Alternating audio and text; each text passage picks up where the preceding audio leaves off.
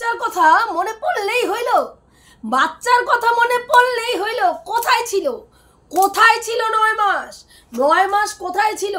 এখন কোথা মানে বাচ্চার কথা কইলেই হইল, কোথায় ছিল তার বাচ্চার প্রতি ভালোবাসা? হ্যাঁ, এই 9 মাস ধইরা বাচ্চার প্রতি ভালোবাসা কোথায় ছিল?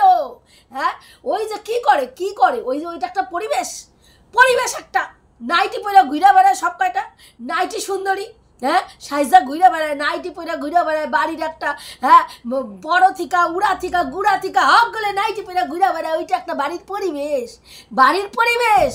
হ্যাঁ, তাহলে সেই পরিবেশে বাচ্চা কি করে মানুষ হইব?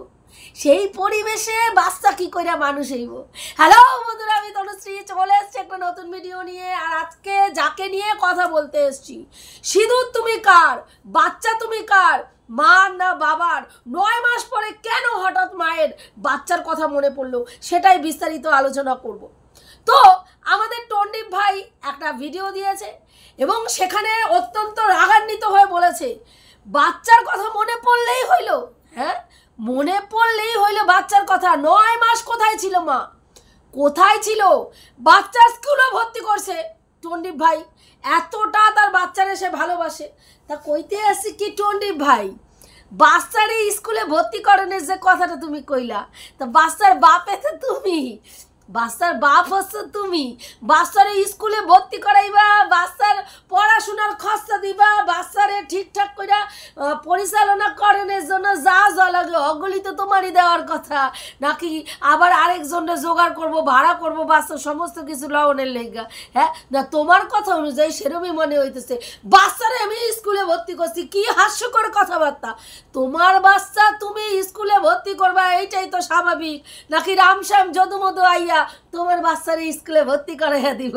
মানে এইটার সঙ্গে আমি যে ভালো বাবা, হ্যাঁ, এইটার কোনো প্রমাণপত্র আছে নাকি? মানে বাচ্চারে স্কুলে ভর্তি করছি মানে আমি ভালো বাবা? দেখছো, মায় নাই, আমি বাচ্চারে স্কুলে ভর্তি করছি। বাচ্চারে স্কুলে লইয়া যায় কেডা? আরে ও টন্ডিপ ভাই, বাচ্চারে স্কুলে লইয়া যায় কেডা? হ্যাঁ, আমি তো যদ্দূর জানি তুমি লইয়া যাও না, কিন্তু তুমি ভালো বাবা তকমা লাগাইয়া দারুণ বুঝতে পারো। হ্যাঁ, বাচ্চারে স্কুলে লইয়া যায় তার দাদু, গিয়া বসে থাকে কেডা? দাদু। ওইখান থেকে লইয়া আসে কেডা? তার দাদু। কিন্তু ভালো বাবা তকমা লাগাইয়া ঘুরে বেড়ায় কেডা? আমাকে টন্ডিপ ভাই। তা কইতে আসি, এই যে নাইটি সুন্দরীর গল্পখানা যে করলা, মানে যারা নাইটি পরে তারা বাচ্চা মানুষ করে না, তাগো বাড়িতে ভালো পরিবেশ পাওয়া যায় না। মানে আমাগো সমাজে, আরে টন্ডিপ ভাই, আমাগো সমাজে সবাই নাইট শুট পরে ঘুরে বেড়ায় না, বুঝতে পারছো? আমাগো সমাজে নিচু থিকা উচ্চ, মানে নিম্ন মধ্যবিত্ত, উচ্চ মধ্যবিত্ত, মধ্যবিত্ত, বড় লোক হক গলেই কিন্তু ঘরে নাইটি পয়রা, সব ঘরের মহিলারা নাইটি পয়রাই বাড়িতে থাকে। তা তাইলে তুমি কি কইতে চাইতেছো তাগো ঘরের ছেলে মেয়েরা মানুষ হয় না নাকি? হ্যাঁ, তোমার কথা শুই না তাই মনে হয়। নাইটি পরে ওইটা একটা পরিবেশ, নাইটি পরে আরেকক্ষণ ঘুরে বেড়ায় সব নাইটি সুন্দরী, ওইখানে পোলা মানুষ হইব? হ্যাঁ, তা পোলা তো এইরকম রাজপ্রাসাদ থাকলো, কিন্তু রাজপ্রাসাদ শুনশান, না আসে সেই রাজপ্রাসাদে কোনো, ওর নাম কি বলে, পাড়া প্রতিবেশী, না আসে সেই রাজপ্রাসাদে কোনো আত্মীয় স্বজন, না আসে সেই রাজপ্রাসাদে নিজের কোনো লোক। তাহলে এইখানেও কি বাচ্চা মানুষ হইব? শুধু কি ইট কাঠ পাথরের বড় রাজপ্রাসাদ, এসি, ফ্রিজ, হ্যাঁ, এইসব হইলেই কি বাচ্চা মানুষ হইয়া যায়? না বাচ্চার জন্য সুস্থ সুন্দর একটা পরিবেশ লাগে তো। আরে টন্ডিপ ভাই, বাচ্চারে মানুষ করানোর জন্য সুস্থ সুন্দর একটা পরিবেশ লাগে, যেই পরিবেশে বাচ্চা, হ্যাঁ, ফ্যামিলি বন্ডিং দেখবো, ঠাকুমা দেখবো, দাদু দেখবো, পিসি দেখবো, মাসি দেখবো, পাড়া প্রতিবেশী গো লাগে, মা বাবা গো বন্ডিং কেমন দেখবো, এখানে সুন্দর বাচ্চা মানুষ হইব। তা তোমার বাড়িতে তো কেউই আসে না, ওই পাল্টি পিসর বউ ছাড়া আর কেউই তঙ্গ বাড়িতে দেখুন যায় না। হ্যাঁ, তা মাসির লগে সম্পর্ক নাই, পিসির লগে পিসি মাসি কেউ নাই, শুধু দাদু ঠাকুমা আর তুমি। তা বাচ্চারে এই যে নোংরা গামলা, হ্যাঁ, কালা, ওর নাম কি বলে, ভাঙা টিন, এই টিন যা মায়ের এক পুরুষে হয় না, এইরকম করে যে বাবা কথা কয়, এই বাবা বাচ্চা কি করে মানুষ করবো, বাচ্চারে কি পরবরিশ দিব? যে বাচ্চা তার বাপরে দেখবো যে তার জন্মদাত্রী মায়েরে ভালো তো বাসেই না, বাদ দাও সম্মানটুকুও করে না। আজকাল সিনা কিন্তু এই যে এতগুলা দিন এত ভিডিও হয়েছে, সিনা কয়টা ভিডিওতে এসে তোমার খোসাখসি করছে? একটু কত কয়টা ভিডিওতে এসে খোসাখসি করছে? হ্যাঁ, তুমি কইতে আসো কন্ট্রোভার্সি করে, কিন্তু আমরা কিন্তু দেখছি যে সিনা কিন্তু নিজের মতন ব্লগিংয়ে দেয়, ব্লগার ও একজন, ও ব্লগারই ব্লগিংয়ে ওর করে, ব্লগিংটাই করে ওর চ্যানেলে। কিন্তু এইখানে তোমার প্রত্যেক দিন এই যে এতগুলা দিন এই যে বাচ্চা চীনা কেন নিল না তোমার কথা অনুযায়ী? মা 9 মাস পরে তার মাতৃত্ব কেন জাগলো? কেন বাচ্চা সেদিনকে নিল না? বাচ্চার হাত থেকে মোবাইল নিয়ে মা ফোন করলো, কিন্তু বাচ্চারে নিল না। সেই দিন যেই পরিস্থিতি ছিল, একজন মা তার বাচ্চা নিজের আত্মরক্ষা করার জন্য হাতে নোড়া আরেক হাতে ট্রলি ব্যাগ নিয়ে বাড়ির থেকে বেরিয়েছে। ওইখানে যদি বাচ্চা নিতে যেত, যেই মা তার নিজের মোবাইলটা, বাচ্চা দূরস্থ, নিজের মোবাইলটা পর্যন্ত ওই বাড়ির থেকে আনতে পারিনি, সেইটাও বাবা মানে হাতের থেকে কেড়ে রেখে দিয়েছে। সেখানে বাচ্চা আনাটা সহজ ছিল? সহজ ছিল না তো। সেই জন্যই সে ওইখান থেকে মানে বেরোনোর পরে থানায় গেছিল বাচ্চা নেওয়ার জন্য। রাত্রি 3:30 পর্যন্ত সেখানে বসা ছিল যাতে বাচ্চা নিতে পারে। কিন্তু সেই দিন তুমি কি করেছিলে? তুমি সেই বাচ্চা নিয়ে পালিয়ে গেছিলে। কি না, বাচ্চাকে যদি চীনা নিয়ে গিয়ে মেরে ফেলে, একজন মায়ের ওপরে ব্লেম লাগানো হচ্ছে, সে যদি বাচ্চা মেরে ফেলে, সেই কারণে তুমি বাচ্চা নিয়ে রাত্রি 2টার সময় একটা অন্য বাড়িতে গিয়ে, মা বাবা আর তুমি গিয়ে অন্য বাড়িতে গিয়ে রাত কাটালা, আর সেইখান থেকে তুমি ভিডিও করে তার মায়ের সম্বন্ধে এই কথা বললে। তাহলে সেখানে চীনা তো বসেছিল। তারপরে চীনাকে যখন বাড়ি চলে গেছে, পরের দিন না তারপরের দিন চীনারে থানা থেকে খবর দেওয়া হয়েছে যদি বাচ্চা নেয় তাহলে ও যেন যায়, তোমরা বাচ্চা দিয়ে আসবা কারো মারফত। তো তখন বাচ্চা নেয় নাই, কারণ ওর সেই পরিবেশ ছিল না। ও কোর্টে সেটা বলতে পারবে যে ধর্মাবতার আমার সেই পরিবেশ ছিল না। আমি যখন বাপের বাড়ি থেকে আসি, আমার কাছে 2 টাকাও ছিল না। একটা ওর নাম কি বলে বই নিয়ে এসেছিলাম, ব্যাংকের বই, যেই বইটাতে 5 লাখ টাকা ছিল আমি জানতাম, কিন্তু সেই বইটাও আমি পরে দেখলাম যে ফাঁকা। সেইখান থেকে সমস্ত টাকা ট্রান্সফার করা হয়ে গেছে। 14 তারিখ থেকে টাকা ট্রান্সফার হয়েছে। 17 তারিখে যখন চীনা বেরিয়েছে তখন ওর কিন্তু অ্যাকাউন্টে কোনো টাকা নেই। 99 টাকা কত পয়সা পড়েছিল। হ্যাঁ, তাহলে সেই মেয়েটা যে তার যে কি মানসিকতা তোমরা সেটা বুঝতে পারছো, যে কতটা ওর যে বৈষয়িক জ্ঞান নেই, ওর মধ্যে যে ধূর্তামি নাই, ও যে ধূর্ত নয়, হ্যাঁ, ও যে ওর মধ্যে যে অ্যাগ্রেসিভ মনোভাব নেই। আজকে সেইখান থেকে চীনা কিন্তু ওই বাড়িতে বেরিয়ে যাওয়ার পরে যখন ওইখানে গিয়ে দেখলো যে ওরই টালমাটাল অবস্থা, ও নিজের বাড়িতে, মানে আমরা দেখেছি যে প্রথম বেশ কিছুদিন ও নিজের বাড়িতেও ছিল না, ওর কোনো আত্মীয়র বাড়িতে ছিল। সেখানে বাচ্চাটা ও নিজে জানে যে যেখানে ওর পায়ের তলার মাটি শক্ত নেই, সেখানে একটা বাচ্চারাই না ও কী করবে। আর ও ভালো করে এটা জানতো যে চীনা, যে তার বাচ্চাকে একটা নিরাপদ আশ্রয় রেখে এসছে, যেখানে বাচ্চার প্রাণ সংশয়ের কোনো আশঙ্কা নেই, বাচ্চার কোনো ক্ষতি হওয়ার আশঙ্কা নেই। তাই জন্যই কিন্তু বাচ্চারা ওইখানে রাখা ছিল। কিন্তু যখন চীনা দেখলো যে তার বাচ্চাকে নিয়ে সোশ্যাল মিডিয়ায় রীতিমতন বিজনেস হচ্ছে, বিজনেস কে করছে? বাচ্চার বাবা নিজে করছে, এবং আরও কতগুলো দালাল ফিট করে রেখে তাদেরকে দিয়ে বিজনেস করাচ্ছে। প্রত্যেকের থাম্বনেলে বাচ্চার ছবি, টাইটেলে বাচ্চার নাম, এবং ভেতরে সেই মানে ভিডিওগুলোর ভেতরে বাচ্চার মাকে নিয়ে নোংরা থেকে নোংরা গালিগালাজ, নোংরা থেকে নোংরা কথা দিনের পর দিন চলেছে। কিন্তু টন্ডি ভাই একদিনও প্রতিবাদ করে নাই।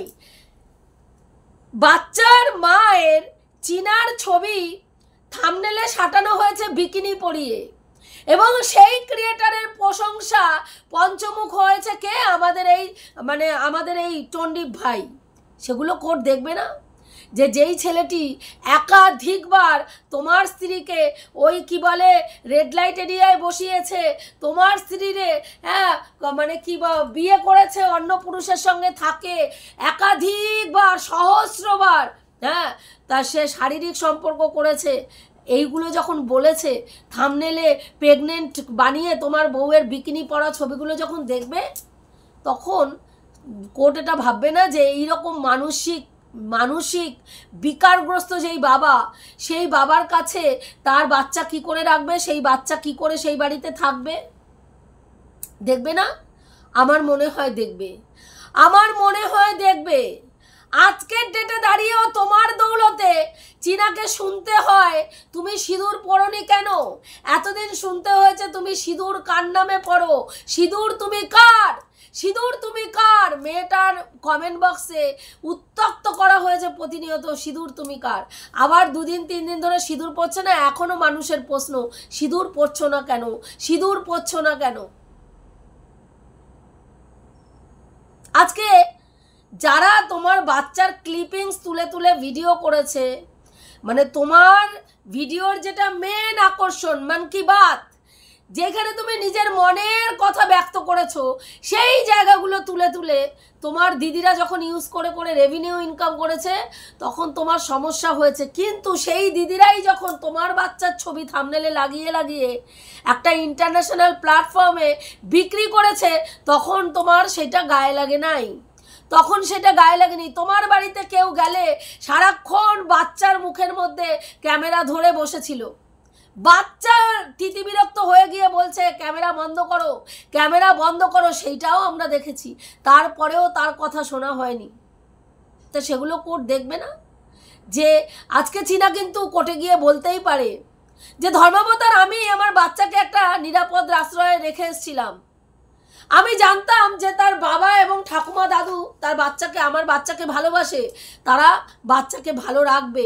এবং আমি যখন টালমাটাল একটা পরিস্থিতির মধ্যে রয়েছি, আমি প্রাণ সংশয়, প্রাণ হাতে নিয়ে ওই বাড়ির থেকে বেরোচ্ছি, তখন আমার মাটির তলার পায়ে শক্ত নেই। তারপরে আমি বাড়িতে এসেছি, বাড়িতে 15-16 দিন ওয়েট করেছি যে আমাকে নিয়ে যায় কিনা। তারপরে আমি এসে দেখছি যে না, আমাকে তো নিয়ে যাওয়ার কথা বলেই নাই, উপরন্তু আমার মান সম্মান পুরো সোশ্যাল মিডিয়ায় নষ্ট করছে। তখন বাধ্য হয়ে আমি মুখ খুলে ভিউয়ার্সদের সামনে এসেছি এবং একটা চ্যানেল ক্রিয়েট করে, এবং সেই চ্যানেলটা আমার আস্তে আস্তে মানে উন্নত হয়েছে। এবং সেইখান থেকে আজকের ডেটে আমি একজন স্বাবলম্বী মহিলা হয়ে আজকে আমি আইনের দ্বারস্থ হয়েছি যে আমার বাচ্চাকে আমি ফেরত চাই। কারণ যেই সময় বাচ্চা ছেড়ে রেখে এসেছিলাম, সেই সময় বাচ্চার ভরণ পোষণ দেখার মতন ক্যাপাবিলিটি আমার ছিল না, সেই সময় ছিল না। আজকের ডেটে আমি আমার বাচ্চাকে সুস্থভাবে মানুষ করতে পারি। এবং আমি কিন্তু কোনোদিনও ভাবিনি যে বাচ্চা মানে ওইখানে থাকলে বাচ্চার কোনো রকম ক্ষতি হতে পারে। কিন্তু আমি দিনের পর দিন দেখেছি যে ওইখানে রেখে বাচ্চাকে ব্যবসা করা হচ্ছে, বাচ্চার ওপরে যত্ন নেওয়া হয়নি, বাচ্চার ইমিউনিটি সিস্টেম তলানিতে এসে ঠেকেছে। বাচ্চাকে দিয়ে জ্বলন্ত কাঠের উনানের সামনে বাচ্চাকে দাঁড় করিয়ে রান্না করানো হয়েছে ভিউজের লোভে।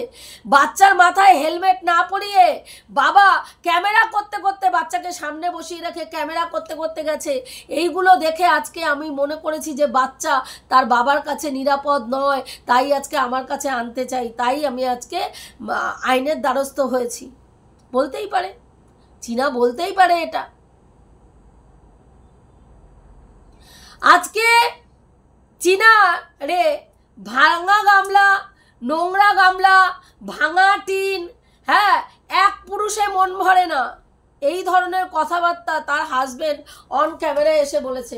আমরা কিন্তু সেই জায়গায় চীনাকে কোনোদিনও, শুধু তাই নয়, কোনোদিনও আমরা চীনাকে দেখিনি যে তার হাজবেন্ডকে নোংরা থেকে নোংরা গালিগালাজ দিয়েছে বা নোংরা থেকে নোংরা কথা বলেছে। সেইখানে দাঁড়িয়ে তারপরেও কিন্তু মেয়েটাকে হ্যারাস করতে কেউ ছাড়েনি। আজকের ডেটে দাঁড়িয়ে চীনা এই জায়গায় আসতে বাধ্য হয়েছে, কারণ তার বাচ্চার কাস্টাডিটা নেওয়া আজকে প্রয়োজন কেন মনে হয়েছে? কারণ তার বাচ্চাকে নিয়ে পুরো সোশ্যাল মিডিয়ায় ছেলে খেলা করা হচ্ছিল একটা বাচ্চার শৈশবকে নিয়ে। আজকে এই যে ছবি, থাম্বনেলে ছবি লাগিয়ে যারা ইন্টারন্যাশনাল প্ল্যাটফর্মে বাচ্চাটার মাকে নিয়ে নোংরা থেকে নোংরা কথা বলেছে, বড় হয়েও এই বাচ্চাটা এই ভিডিওগুলো যদি ইউটিউব থাকে দেখবে, এবং সেই দিনকে সে বুঝতে পারবে যে তার মার সম্বন্ধে এরা কি ধরনের কথাবার্তা বলেছে, কি ধরনের নোংরামি সোশ্যাল মিডিয়ায় করেছে। সেখানে দাঁড়িয়ে আজকে আমার মনে হয় না যে টন্ডিপ ভাই যতটা সহজ তোমার মনে হচ্ছে যে চীনা তার বাচ্চাকে পাবে না, কারণ ভারতীয় সংবিধানে এমন কোনো আইন নেই যে বাচ্চার কাছ থেকে তার বাবা বা মাকে পুরোপুরি ডিটাচ করা যাবে। বাবা এবং মায়ের 50-50 অধিকার, মায়েরও যতটা বাবারও ততটা।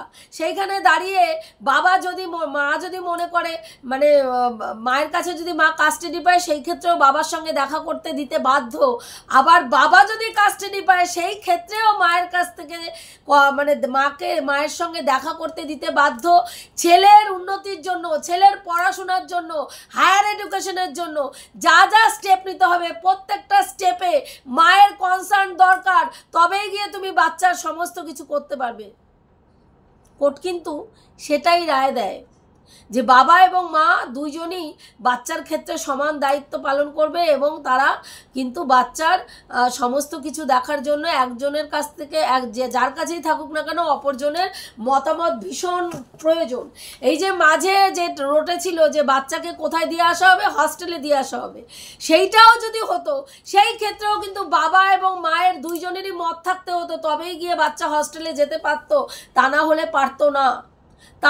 পারতো না। আর আজকে সেই জায়গায় দাঁড়িয়ে এখনো তুমি আজকের ডেটে দাঁড়িয়েও তুমি কি করছো, সমানে সমালোচনা ছুড়ে দিচ্ছ, সমানে চীনাকে নিয়ে এখনো তুমি মানে অন্যরকম কথা বলছো। আজকে চীনার যেই পরিস্থিতি, চীনা কিন্তু কোনো দিনও ইভেন চীনার সোর্স অফ ইনকাম বন্ধ করার জন্য যেই মেয়েটা ওই বাড়ি থেকে যখন বেরিয়েছিল তার কোনো সোর্স অফ ইনকাম ছিল না, তারপরে ইউটিউব এবং সাধারণ মানুষের দৌলতে ও স্বাবলম্বী হয়েছে, ও আজকে নিজের পায়ে দাঁড়িয়েছে এবং সেই জায়গায় ওর যাতে ইনকামটা বন্ধ হয়ে যায়, ইনকামের সোর্সটা নষ্ট হয়ে যায়, তার জন্য কি করা হয়েছে স্ট্রাইক দিয়ে তার চ্যানেলটাকে বসিয়ে দেওয়ার চেষ্টা করা হয়েছে যাতে সে এইখান থেকে আর ইনকাম না করতে পারে। আর ইনকাম না করলে তাহলে কি করবে, সে কিন্তু কখনোই আর বাচ্চার কাস্টাডি সে নিতে পারবে না। তা কোর্ট এটা দেখবে না কিসের জন্য তার চ্যানেলটা তার পেটে লাথি মারা হলো, যেখানে তারই ভিডিও ক্লিপিংস ইউজ করছিল তার হাজবেন্ড তার চ্যানেলে, সেইখান থেকে সেই ভিডিও ক্লিপিং সে তার ইনস্টা থেকে নিয়ে সেই ভিডিও ক্লিপিং শুধু তারটা, এমন না যে তার স্বামীকে দেখিয়েছে, তারটা দেখিয়েছে, তাই তার স্বামী এতটা অ্যাগ্রেসিভ মেন্টালিটি যে সেইখানে তার স্ত্রীকে দুটো স্ট্রাইক দিয়ে তার চ্যানেলটাকে ধ্বংস করে দেওয়ার চেষ্টা করেছিল। এগুলো কোর্ট দেখবে না? আমার মনে হয় এগুলো কোর্ট দেখবে যে কার মধ্যে কতটা রিভেঞ্জ মেন্টালিটি, কে কতটা প্রতিশোধ নেওয়ার মানসিকতা রাখে, কার মধ্যে ত্যাগ আছে, কে বাচ্চার কাস্টাডি মানে শুধু বড় বাড়ি গাড়ি থাকলেই যে বাচ্চার কাস্টাডি বাচ্চাকে সুন্দরভাবে পারভারিশ করা যায় না। তাহলে তো বলতে হয় গরিব ঘরের ছেলেমেয়েরা মানুষই হয় না, তারা এক একজন গরিব ঘরের ছেলেমেয়েরা ডাক্তার, ইঞ্জিনিয়ার, ব্যারিস্টার হয়ে সমাজে ঘুরে বেড়াচ্ছে, প্রতিষ্ঠিত লাভ করছে। তাহলে তারা যে মানে এসির তলায় থাকে না, সাধারণ ফ্যান লাইটের তলায় পড়াশুনো করে তাদের পড়াশুনো হয় না, তারা মানুষ হয় না। মা লুডো খেলে তার মানে সে বাচ্চাকে ঠিকভাবে পারভারিশ করতে পারবে না। তো সেই ক্ষেত্রে চীনাও কিন্তু বলতে পারে যে বাবাও বিশেষ নেশা করে, এবং তারপরে তো এখন বাবার আরও নতুন গুণকীর্তন আমরা নতুন করে শুনতে পাচ্ছি। সেই ক্ষেত্রে এই প্রশ্নগুলো, এই যে নাইটি পরে নাইটি সুন্দরী কি পরিবেশ দেবে, এইগুলো বলে আর নিজেকে ছোট করো না। অনেক ছোট করেছো নিজেকে অলরেডি। নিজের স্ত্রীকে ছোট করতে গিয়ে আলটিমেটলি নিজেই নিচু হয়েছো, নিজেই ছোট হয়েছো সমাজের চোখে। যাদের দেখার চোখ আছে আজকের ডেটে চীনাকে নোংরা বলার আগে তোমাকেই নোংরা বলছে যে এইটা কি ধরনের স্বামী, যে স্বামী তার স্ত্রীর সম্মান রক্ষা করতে পারে না, যে স্বামী তার সন্তানকে বিক্রি করে ওয়াইটির মার্কেটে খায়। এটাই মানুষ তোমার সম্বন্ধে বলবে। এটুকুই বলার ছিল বন্ধুরা। আমি যে কথাগুলো বললাম ঠিক বললাম কি ভুল বললাম অতি অবশ্যই কমেন্ট করে জানিও। আজকের ডেটেও চীনাকে শুনতে হয় সিঁদুর তুমি কার, সিঁদুর তুমি পড়ছো কেন, সিঁদুর পড়ছো না তো কেন পড়ছো না, আর সিঁদুর পড়ছো তো কার নামে পড়ছো। রাখছি বন্ধুরা, দেখা হবে নেক্সট ভিডিওতে।